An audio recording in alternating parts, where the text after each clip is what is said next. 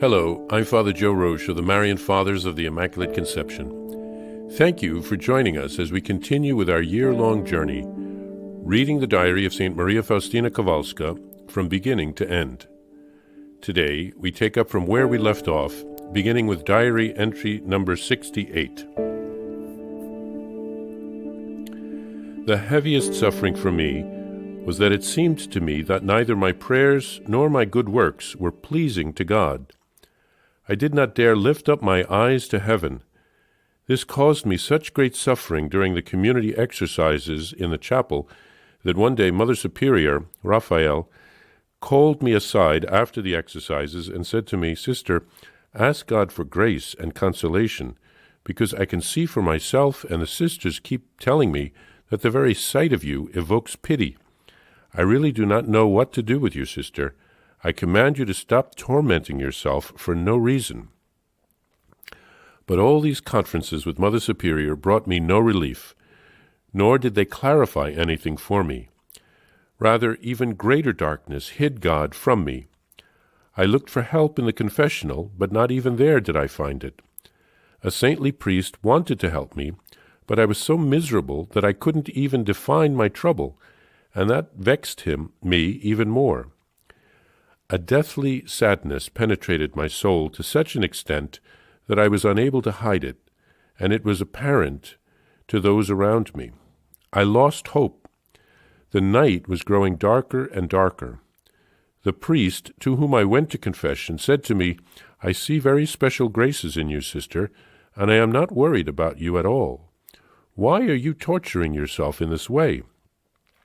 But at that time I did not understand at all what he was saying, and was extremely surprised when, by way of penance, I was ordered to say the Te Deum, or the Magnificat, or to run fast around the garden in the evening, or to laugh out loud 10 times a day.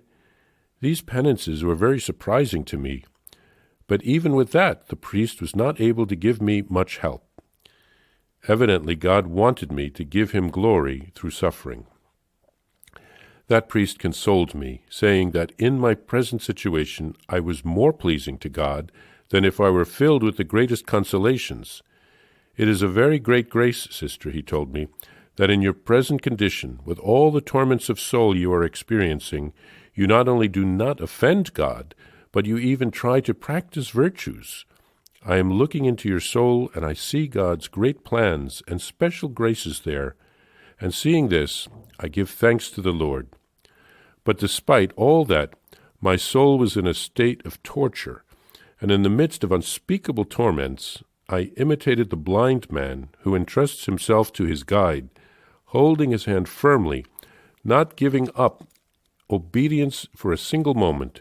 This was my only safety in this fiery trial. O Jesus, eternal truth, strengthen my feeble forces. You can do all things, Lord. I know that without you all my efforts are in vain. O Jesus, do not hide from me, for I cannot live without you. Listen to the cry of my soul. Your mercy has not been exhausted. Lord, so have pity on my misery. Your mercy surpasses the understanding of all angels and people put together.